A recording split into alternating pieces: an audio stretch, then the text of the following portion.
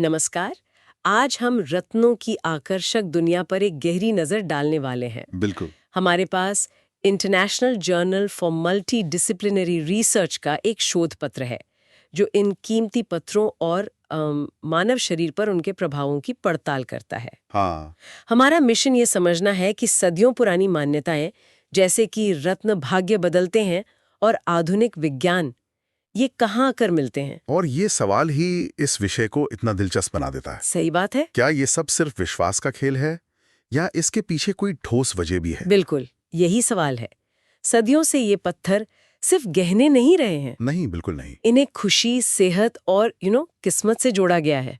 तो सवाल यही उठता है कि क्या एक पत्थर वाकई हमारी जिंदगी पर असर डाल सकता है? चलिए देखते हैं कि ये रिसर्च पेपर इस गुत्थी को कैसे सुलझाता है। चलिए। तो सबसे पहले ये रत्न है क्या, मतलब बिल्कुल बेसिक से शुरू करते हैं। तो स्रोत के मुताबिक ये प्राकृतिक रूप से धरती के नीचे बनते हैं। ओके। लाखों साल के दबाव और गर्मी से इनकी एक खास क्रिस्टल वाली बनावट बनती है। अच्छा, और जब ये अपने कच्चे रूप में होते हैं तो उन्हें क्रिस्टल कहते हैं। हाँ, बिल्कुल। और जब उन्हीं क्रिस्टल्स को तराशा और आकार दिया जाता है तो वे रत्न बन जाते हैं। लेकिन यहाँ एक बहुत अहम वैज्ञानिक बात है जिस पर यह पूरी थ्योरी टिकी है। वो क्या है? इन रत्नों में इलेक्ट्रोमैग्नेटिक गुण होते हैं। इलेक्ट्रोमैग्नेटिक मतलब इनकी परमाणु संरचना के कारण इनमें एक तरह की ऊर्जा होती है, एक कंपन होता है। अच्छा, तो ये सिर्फ आध्यात्मिक बात नहीं है, इसके पीछे फिजिक्स भी है। हाँ, एग्जैक्टली। इसी से जुड़ी एक अवधारणा है जिसके बारे में स्रोत बात करता है, क्रिस्टल वाइब्रेशंस। इसका क्या मतलब है? इसका मतलब है कि हर रत्न की जो खास परमाणु संरचना होती है वो एक खास फ्रीक्वेंसी पर कंपन करती है। ओके। और सिद्धांत ये है कि ये कंपन हमारे शरीर के ऊर्जा क्षेत्र, जिसे ऑरा भी कहते हैं, उसके साथ संपर्क कर सकते हैं। हमारे शरीर का भी अपना एक ऊर्जा क्षेत्र होता है? हाँ, बिल्कुल। हमारा शरीर भी एक ऊर्जा प्रणाली है और जब इन रत्नों का कंपन हमारे ऊर्जा क्षेत्र से मेल खाता है तो ये हम पर असर डाल सकता है। ये कुछ वैसा ही है जैसे कोई खास गाना सुनकर हमारा मूड बदल जाता है। क्या बात है, ये समझने का एक बहुत अच्छा तरीका है। संगीत की फ्रीक्वेंसी हमारे दिमाग पर असर करती है, तो क्या रत्न भी एक तरह के साइलेंट म्यूजिक की तरह हैं जो हमारे शरीर की ऊर्जा को ट्यून करते हैं? हाँ, आप इसे ऐसा समझ सकती हैं। स्रोत में एक उदाहरण भी है कि शांत करने वाली फ्रीक्वेंसी वाले रत्न जैसे मोती वो तनाव कम करने और मन को शांत करने में मदद कर सकते हैं। अच्छा, ये एक तरह से ऊर्जा का तालमेल बिठाना है। ठीक है। कंपन वाली बात तो समझ आती है, लेकिन स्रोत में ऊर्जा हस्तांतरण यानी एनर्जी ट्रांसफर के सिद्धांत का भी जिक्र है। ये क्या है? तो इस रिसर्च में एक और दिलचस्प बात सामने आती है। हम्म। हर रत्न ब्रह्मांड से आने वाली सौर और ब्रह्मांडीय ऊर्जा को सोखता है, लेकिन एक फिल्टर की तरह काम करता है। फिल्टर की तरह? हाँ, वो हर तरह की ऊर्जा को अपने अंदर से गुजरने नहीं देता, सिर्फ एक खास तरह की ऊर्जा को ही पार जाने देता है। एक मिनट, तो इसका मतलब हर रत्न एक तरह का स्पेशलाइज्ड एनर्जी फिल्टर है? बिल्कुल। अगर माणिक है तो वो सिर्फ एक खास तरह की ऊर्जा को फिल्टर करेगा और पन्ना किसी दूसरे तरह की? आपने बिल्कुल सही पकड़ा। और ये फिल्टर की हुई ऊर्जा जब हमारे शरीर के संपर्क में आती है तो शरीर उसे सोख लेता है। और फिर? माना जाता है कि ये ऊर्जा हमारे शरीर के ऊर्जा केंद्रों यानी चक्रों को संतुलित कर सकती है। अच्छा, चक्रों को। हाँ, स्रोत में पुखराज का एक बेहतरीन उदाहरण दिया गया है। कहते हैं कि पुखराज सोलर प्लेक्सस चक्र को उत्तेजित करता है, जिससे ज्ञान और आत्मविश्वास बढ़ता है और घबराहट कम होती है। वाह! तो ये कंपन और ऊर्जा का सिद्धांत तो समझ आता है, लेकिन मेरे मन में एक सवाल है। पूछिए। क्या रत्न का रंग भी इसमें कोई भूमिका निभाता है? मतलब क्या एक नीले पत्थर का असर एक लाल पत्थर से अलग होगा? यहीं पर कलर थेरेपी का विचार आता है। और यही इस सिद्धांत का सबसे मजबूत पहलू है, क्योंकि इसे आधुनिक विज्ञान भी मानता है। अच्छा, कैसे? हम जानते हैं कि रंगों का हमारे मनोविज्ञान पर गहरा असर होता है। लाल रंग हमें ऊर्जावान महसूस कराता है, नीला रंग शांत करता है ना? हाँ, बिल्कुल। रत्न इसी का एक प्राकृतिक रूप है। उनके हरे, लाल, नीले रंग खास किरणें पैदा करते हैं जो हमारे शरीर और मन पर असर डालती हैं। और इन सभी रंगों का स्रोत तो सूर्य ही है। सही बात है। सूर्य के प्रकाश में इंद्रधनुष के 7 रंग होते हैं। तो इसका मतलब ये है कि जब हम माणिक के लाल रंग की बात कर रहे हैं तो हम असल में सूर्य के प्रकाश के खास हिस्से, एक खास वेवलेंथ की बात कर रहे हैं। बिल्कुल। और पन्ने का हरा रंग एक बिल्कुल अलग वेवलेंथ होगी।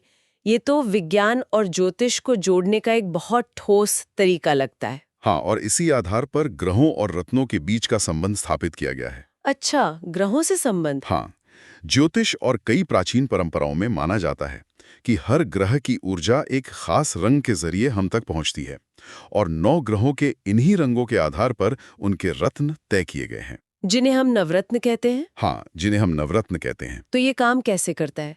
क्या रत्न ग्रह की अच्छी ऊर्जा को खींचता है? एक तरह से हाँ। माना जाता है कि रत्न उस ग्रह से आने वाली किरणों या कंपन को सोखता है या प्रतिबिंबित करता है। ओके। अगर किसी की कुंडली में कोई ग्रह कमजोर लेकिन लाभकारी है, तो उसका रत्न पहनने से उस ग्रह की सकारात्मक ऊर्जा फिल्टर होकर शरीर में प्रवेश करती है और उसका प्रभाव बढ़ जाता है। ये तो बहुत व्यवस्थित प्रणाली लगती है। ग्रहों के अलावा स्रोत में पंच तत्वों का भी जिक्र है। हाँ, पृथ्वी, वायु, अग्नि, जल और आकाश। क्या रत्न इनसे भी जुड़े हैं? हाँ, ये एक और परत है जो इसे और गहरा बनाती है। जैसे लाल रंग के रत्न माणिक और मूंगा, ये अग्नि तत्व से जुड़े हैं, जो शक्ति और जुनून का प्रतीक है। बिल्कुल। पीला पुखराज पृथ्वी तत्व से जुड़ा है, जो स्थिरता और ज्ञान का प्रतीक है। और नीला नीलम? वो जल तत्व से, जो भावनाओं और शांति का प्रतीक है। और हरा पन्ना प्रकृति से, जो विकास और संतुलन को दर्शाता है। ये दिखाता है कि कैसे प्राचीन संस्कृतियों ने प्रकृति के हर पहलू को एक दूसरे से जोड़ने की कोशिश की। सही कहा। ठीक है, तो हमने सिद्धांतों को समझ लिया है। कंपन, ऊर्जा, रंग, ग्रह और तत्व। चलिए अब कुछ दिलचस्प उदाहरणों को देखते हैं। हाँ, जरूर। सभी 9 रत्नों की सूची रटने के बजाय कुछ खास रत्नों पर बात करते हैं। माणिक से शुरू करते हैं, जिसे रत्नों का राजा कहते हैं। माणिक, सूर्य का रत्न। जैसे सूर्य हमारे सौरमंडल का केंद्र है, वैसे ही माणिक को शक्ति, प्रसिद्धि, ऊर्जा और आत्मविश्वास का केंद्र माना जाता है। लेकिन ये सिर्फ ज्योतिष की बात नहीं है, इसके पीछे मनोविज्ञान भी है। लाल रंग खुद शक्ति और साहस का प्रतीक है। तो क्या माणिक पहनने वाले को सच में सूर्य की ऊर्जा मिलती है, या वो उस शक्तिशाली लाल रंग को देखकर मनोवैज्ञानिक रूप से अधिक आत्मविश्वासी महसूस करता है? स्रोत इन दोनों संभावनाओं को खुला रखता है। ये एक बहुत अच्छा पॉइंट है।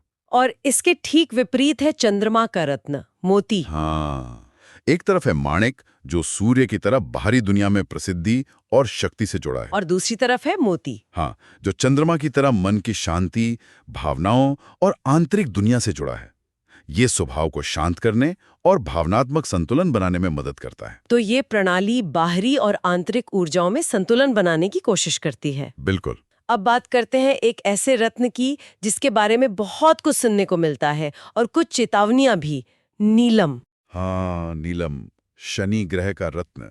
ये बहुत शक्तिशाली माना जाता है और शनि के बुरे प्रभावों को दूर करने के लिए पहना जाता है। लेकिन स्रोत इस बारे में एक गंभीर चेतावनी देता है। हाँ, कि ये हर किसी को सूट नहीं करता और बहुत तेजी से प्रतिकूल प्रतिक्रिया भी कर सकता है। अगर ये किसी को सूट ना करे तो कुछ ही घंटों या दिनों में नकारात्मक असर दिख सकता है। मैंने भी यही सुना है। बिल्कुल। लोग कहते हैं कि ये या तो राजा बना देता है या रंक। स्रोत में इस चेतावनी का जिक्र होना ये बताता है कि ये सिर्फ कहीं सुनी बात नहीं है। ये वाकई एक गंभीर मामला है। इसीलिए इसे अंतिम रूप से पहनने से पहले कम से कम 1 हफ्ते तक शरीर के संपर्क में रखकर परखने की सलाह दी जाती है। लेकिन अगर ये सूट कर जाए तो इसे अंतर्दृष्टि, आध्यात्मिक ज्ञान और अनुशासन से भी जोड़ा जाता है। ये जीवन को एक नई दिशा दे सकता है। और बृहस्पति के रत्न पुखराज के बारे में क्या? उसे तो काफी सुरक्षित और शुभ माना जाता है। हाँ, पुखराज बृहस्पति का रत्न है, जिसे ज्योतिष में सबसे शुभ ग्रह गुरु माना जाता है। अच्छा। इसलिए पुखराज को सौभाग्य, धन, ज्ञान और सफलता लाने वाला माना जाता है। नीलम के विपरीत ये आमतौर पर कोई नकारात्मक प्रभाव नहीं देता। स्रोत में छात्रों और शोधकर्ताओं के लिए भी एक खास रत्न का जिक्र है, गोमेद। हाँ, गोमेद, ये राहु का रत्न है। राहु को ज्योतिष में भ्रम और अस्पष्टता का ग्रह माना जाता है। तो गोमेद इसका उल्टा काम करता है। बिल्कुल, ये भ्रम को दूर करके मानसिक स्पष्टता बढ़ाता है। इसीलिए ये उन लोगों के लिए फायदेमंद माना जाता है जिन्हें बहुत ज्यादा ध्यान केंद्रित करने की जरूरत होती है, जैसे छात्र या शोधकर्ता। ये तो बहुत काम की जानकारी है। हाँ, ये लक्ष्यों को प्राप्त करने के लिए एक साफ रास्ता दिखाता है। तो आज की इस पूरी चर्चा से हमने क्या समझा? हमने देखा कि रत्नों के पीछे सिर्फ अंधविश्वास नहीं, बल्कि कई सिद्धांत काम कर रहे हैं। बिल्कुल। क्रिस्टल के कंपन से लेकर ऊर्जा के हस्तांतरण तक और कलर थेरेपी से लेकर ग्रहों और पंच तत्वों के साथ उनके गहरे संबंध तक। ये सिर्फ सुंदरता से कहीं ज्यादा है। ये ऊर्जा और ब्रह्मांडीय शक्तियों का एक जटिल ताना बाना है। ये एक बेहतरीन सार है। स्रोत का निष्कर्ष भी इसी ओर इशारा करता है। वो कहता है कि जहां रत्नों की उपचार शक्तियों के पीछे एक संभावित वैज्ञानिक व्याख्या हो सकती है, जैसे रंगों का मनोविज्ञान पर असर, हाँ, या कंपन का शरीर पर सूक्ष्म प्रभाव, वही क्रिस्टल हीलिंग के आध्यात्मिक पहलू वैज्ञानिक रूप से साबित नहीं किए जा सकते। मतलब विज्ञान ये तो मानता है कि रंग मूड को प्रभावित करते हैं, लेकिन ये साबित नहीं कर सकता कि माणिक पहनने से सच में सूर्य की शक्ति मिलती है। एग्जैक्टली। तो एक तरह से मनोवैज्ञानिक प्रभाव, जिसे हम प्लेसिबो इफेक्ट भी कह सकते हैं, उसका भी बहुत बड़ा रोल है। निश्चित रूप से। स्रोत कहता है कि रत्नों के सुंदर रंग और बनावट ही हमारे मूड को बेहतर बना सकते हैं और तनाव कम कर सकते हैं। अच्छा। रत्न चुनने, उसे संभालने और पहनने की पूरी प्रक्रिया ही एक इंसान को सशक्त महसूस करा सकती है। मतलब अगर कोई व्यक्ति ये मानता है कि पुखराज पहनने से उसे सफलता मिलेगी, तो ये विश्वास ही उसे इतना आत्मविश्वासी बना सकता है कि उसकी सफलता की संभावना वाकई बढ़ जाए। तो हम कह सकते हैं कि रत्नों के फायदे कई स्तरों पर हैं, कुछ भौतिक, कुछ मनोवैज्ञानिक और कुछ आध्यात्मिक। हाँ, और नीलम जैसे कुछ अपवादों को छोड़कर वे बिना किसी दुष्प्रभाव के लोगों को उनकी समस्याओं के प्रबंधन में मदद कर सकते हैं। बिल्कुल, ये विज्ञान और विश्वास का एक दिलचस्प संगम है, जहाँ दोनों एक दूसरे को काटते नहीं, बल्कि कई बार एक दूसरे के पूरक बन जाते हैं। और अंत में हमारे श्रोताओं के लिए एक विचार जिस पर मनन किया जा सकता है, रत्नों के रंगों और कंपन का हमारे मूड और शरीर पर इतना सूक्ष्म प्रभाव पड़ सकता है, तो हमारे आसपास के वातावरण में और कौन सी चीजें हैं, हमारे पहने हुए कपड़ों के रंगों से लेकर हमारे घरों की दीवारों के रंग तक, जो अनजाने में हमारी ऊर्जा और